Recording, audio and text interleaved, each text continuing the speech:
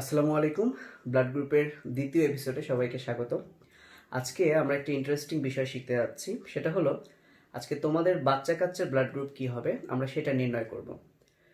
তো বোর্ড পরীক্ষায় কয়েকবার এসেছিল এই প্রশ্নটা যে পিতার ব্লাড গ্রুপ হচ্ছে এবি, মাতার ব্লাড গ্রুপ ও, তাহলে সন্তানদের ব্লাড গ্রুপ কেমন হবে, এরকম প্রশ্ন বোর্ড পরীক্ষায় এসেছিল কয়েকবার। কিন্তু দুঃখের বিষয় হচ্ছে তোমাদের যে পাঠ্য বই সেখানে এটার কোনো এক্সপ্লানেশন দেওয়া নেই।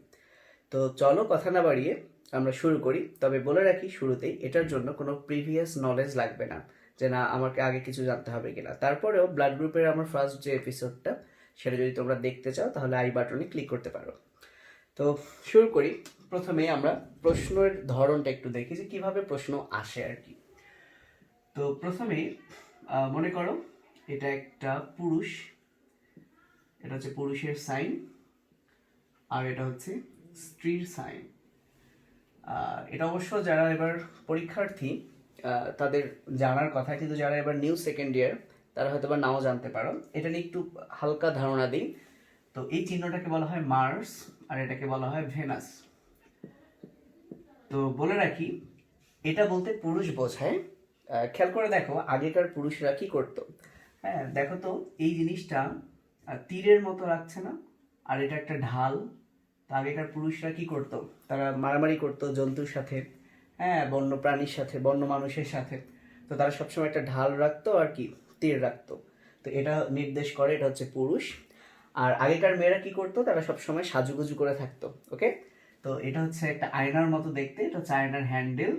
আর এটা হচ্ছে ধরো সেই ব্রঞ্জের আয়না, হ্যাঁ সবসময় এরকম করে ধরে আছে সাজুগুজু। তো যাই হোক, তাহলে তোমরা বলো তো, এটা যদি পুরুষ হয়ে থাকে আর এটা যদি স্ত্রী হয়ে থাকে, তাহলে এখানে আমি স্ত্রীটাও দিলাম, তাহলে এটা হচ্ছে কিসের চিহ্ন? হ্যাঁ এটা হচ্ছে উভলিঙ্গ। ওকে, যাই হোক আমাদের আলোচনার বিষয় এটা ছিল না আজকে, তারপরে বলে রাখলাম তাহলে আর যাতে কখনো ভুল না হয় যে এটা হচ্ছে পুরুষ, এটা হচ্ছে স্ত্রী, আর একটু আগে যেটা বললাম সেটা হচ্ছে উভলিঙ্গ। তো পরীক্ষায় দেওয়া থাকে যে পুরুষের ব্লাড গ্রুপ হচ্ছে এবি, আর ধরে নাও স্ত্রীর ব্লাড গ্রুপ হচ্ছে ও মনে করি, তাহলে সন্তানদের ব্লাড গ্রুপ কীরকম হবে? তো অপশন থাকে এরকম যে 25% সন্তানের ব্লাড গ্রুপ হবে এবি, অথবা 50% সন্তানের ব্লাড গ্রুপ হবে এবি, 50% সন্তানের ব্লাড গ্রুপ হবে ও, 50% সন্তানের ব্লাড গ্রুপ হবে এ, এরকম অপশন থাকে। তাহলে কোনটা সঠিক এটা অনেকেই কিন্তু পারবে না। না পারার পেছনে কারণ হচ্ছে যে এটা আলোচনা করে বইয়ে নাই, সো অনেক টিচাররাও এটাও বাদ দিয়ে দেয়। তো কিভাবে কোনো প্রিভিয়াস নলেজ ছাড়াই খুব সহজেই এই বিষয়ে দক্ষ হয়ে ওঠা যায়, চলো আমরা দেখে ফেলি। এটার জন্য যে জিনিসটা জানতে হবে সেটা হলো জিনোটাইপ। আমাদেরকে 4 ধরনের যে ব্লাড গ্রুপ আছে মেইন, এ বি এবং ও, এদের জিনোটাইপ জানতে হবে। তো অনেকেই হয়তো বা ভয় পেয়ে যাচ্ছে, ভাইয়া জিনোটাইপ কি? আমি সেটাও বলবো না, তবে একটু না বললেই নয়, সেটা হচ্ছে নামের মধ্যে আছে জিনোটাইপ। দেখো নামের শুরুতেই কিন্তু জিনো ব্যাপারটা আছে, তার মানে জিন রিলেটেড কিছু। হ্যাঁ সেটাই। তো আমাদের যে ব্লাড গ্রুপ, ধরো আমার ব্লাড গ্রুপ বি, তাহলে এই ব্লাড গ্রুপের জন্য তো কোনো কিছু কিছু না কিছু তো জিন দায়ী, তাই না? তো প্রত্যেকটা বৈশিষ্ট্যের জন্য এক জোড়া করে জিন দায়ী থাকে। অবশ্য কিছু বৈশিষ্ট্যের জন্য একের অধিক জোড়া জিনও দায়ী থাকে, কিন্তু বেশিরভাগ ক্ষেত্রে প্রত্যেকটা বৈশিষ্ট্যের জন্য এক জোড়া করে জিন দায়ী থাকে। তাহলে এই যে বি ব্লাড গ্রুপ, এই বি ব্লাড গ্রুপের জন্য যে এক জোড়া জিন দায়ী, সেই জিন জোড়াকেই বলা হয় জিনোটাইপ। যেমন আমি যদি বলি কেউ লম্বা, তাহলে এই লম্বা বৈশিষ্ট্যের জন্য তার এক জোড়া জিন দায়ী, সেই জিন জোড়াই হচ্ছে জিনোটাইপ। তো আমরা আমাদের প্রথম কাজ হচ্ছে আমরা যে 4 ধরনের ব্লাড গ্রুপ আছে আগে তাদের জিনোটাইপ শিখবো। যদি এটা আমরা পারি তাহলে ইনশাআল্লাহ পড়া শেষ, আর কোনো কিছুতেই আমরা আটকাবো না। তো চলো, ব্লাড গ্রুপ যে 4 ধরনের সেটা আমি আগে লিখে ফেলি। এখানে পজিটিভ নেগেটিভের বিষয়টা আমি আনছি না, যদিও পজিটিভ নেগেটিভ দিয়েও পরীক্ষার প্রশ্ন আসতে পারে, কিন্তু এ যাবত আসেনি। ওকে, এবং এটা মেইনলি এমসিকিউতেই আসে। তাহলে এই 4 ধরনের ব্লাড গ্রুপ, তাহলে প্রথমে আমরা এ ব্লাড গ্রুপের জিনোটাইপ কি সেটা চলো দেখে আসি।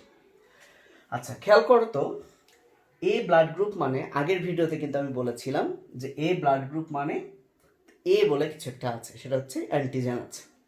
আচ্ছা, তাহলে জিনোটাইপ মানে আমি বলেছি এক জোড়া জিন। তাহলে এ ব্লাড গ্রুপে যেহেতু এ অ্যান্টিজেন আছে, তাহলে এর জিনোটাইপটা লেখা হয় এভাবে, আই উপরে দেওয়া হয় এ, এবং যেহেতু এক জোড়া তাহলে আরেকটা আই উপরে হচ্ছে এ। আর প্রশ্ন হচ্ছে ভাইয়া আই আবার কোত্থেকে আসলো? আসলে আই কথাটার অর্থ হচ্ছে আইসো অ্যাগ্লুটিনোজেন, সো অ্যান্টিজেনেরই অপর নাম এটা। তবে এটার পরিবর্তে এভাবেও লেখা যায়, আই এ না লিখে শুধু এ এ এটাও কিন্তু লেখা যায়। এবং যেহেতু আমরা এটা রিটেনে লিখবো না, তাই আমরা এই আইটাকে বাদ দিয়েই লিখবো। তো আমরা শুধুমাত্র কি লিখি, এ এবং এ। তাহলে এ ব্লাড গ্রুপের জিনোটাইপ হচ্ছে কি, দুইটা এ, অর্থাৎ এক জোড়া জিন, তার মানে কি জিনোটাইপ।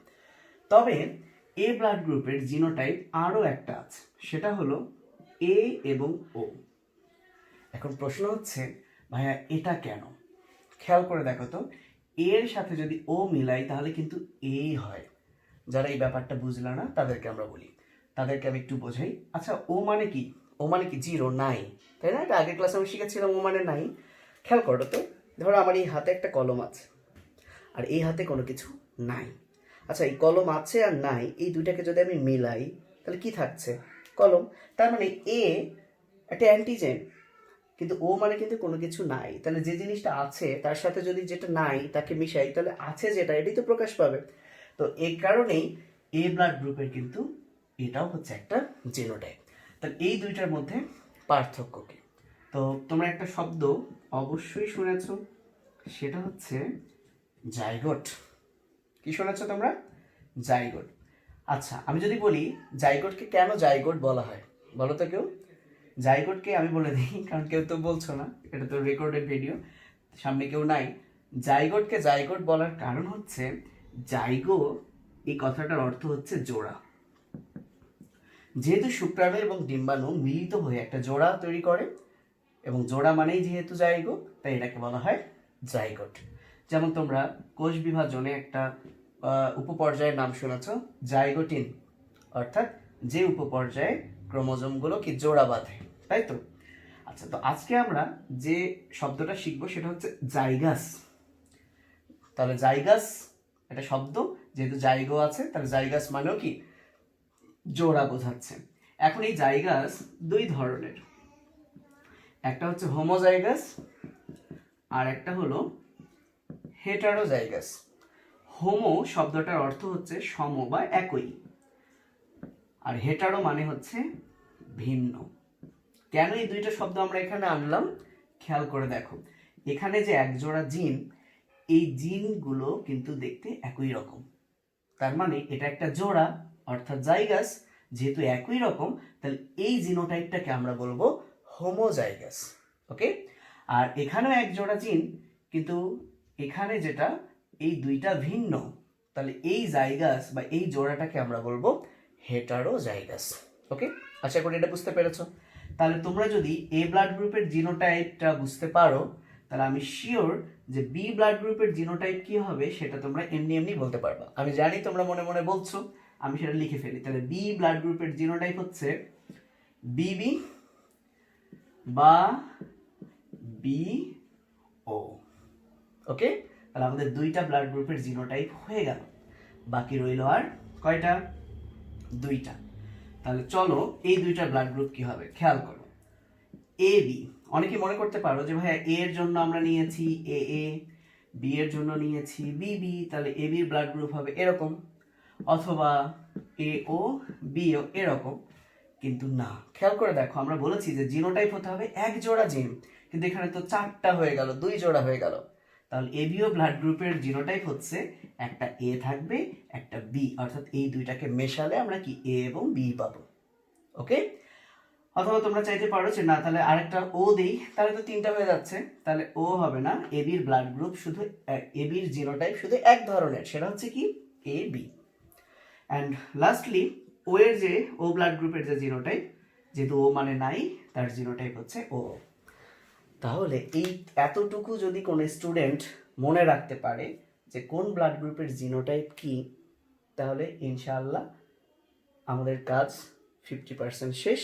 এখন শুধু কিভাবে কি হয় সেটাই আমরা দেখব। তো চলো প্রশ্নটা ছিল এরকম যে পিতার ব্লাড গ্রুপ AB, মাতার ব্লাড গ্রুপ হচ্ছে O, সন্তানদের ব্লাড গ্রুপ কীরকম হবে। 4টা অপশন ছিল, এখন তো অপশনগুলো নাই, বাট আমার মনে আছে, আমরা আসছি সেখানে। তো আমাদের কাজ হচ্ছে এখানে কিছু ক্রম অনুযায়ী কিছু লেখা লিখতে হয়, যেমন এরা হচ্ছে পিতা মাতা, প্যারেন্টস লিখতে হয়, ফিনোটাইপ লিখতে হয়, জিনোটাইপ লিখতে হয়। তো আমরা এই প্রসিডিউরে যাচ্ছি না, কারণ আমরা রিটার্নে লিখবো না, আমরা সরাসরি কি করব, হ্যাঁ, যাতে আমরা এমসিকিউতে খুব দ্রুত আনসার করতে পারি সেটা দেখাই। তো যে কাজ সেটা হলো এই যে এবি, এর জিনোটাইপটা কি সেটা লিখে ফেলো। বলো এর জিনোটাইপ কি? এবি লিখে ফেললাম। ও এর জিনোটাইপ কি? ও ও। হয়ে গেছে। এবার তুমি চাইলে মার্ক করতে পারো, 1 2 3 4 এখানে মার্ক করতে পারো, না করলেও হয়, অভ্যাস যখন হয়ে যাবে মার্ক করার দরকার নেই। তো যে কাজটা করতে হবে, এদের ক্রস করাতে হবে, এর একটা জিনের সাথে এর একটা জিন। তাহলে ক্রস করানোর যে নিয়ম সেটা হচ্ছে 1 3 1 4 2 3 2 4 13 14 23 24, অর্থাৎ 1-এর সাথে আগে 3-এর মানে সিরিয়ালটা মেনটেন করার জন্য, যদি এখানে সিরিয়াল মেনটেন না করলেও হয়, যেমন খেয়াল করো এটা 1 নাম্বার, এটা 3 নাম্বার, অর্থাৎ এইটা আর এইটা মিলনে যে বৈশিষ্ট্যটা প্রকাশ পাবে সেটা হচ্ছে কি বলতো? এ ও। ওকে, এবার আসো 1 4, অর্থাৎ এই 1-এর সাথে 4, তাহলে সেটাও কি হবে বলো? এ ও। এবার আসো 2 3, অর্থাৎ 2-এর সাথে 3-এর যদি আমরা ক্রস করাই তাহলে 2 হচ্ছে বি, 3 হচ্ছে ও।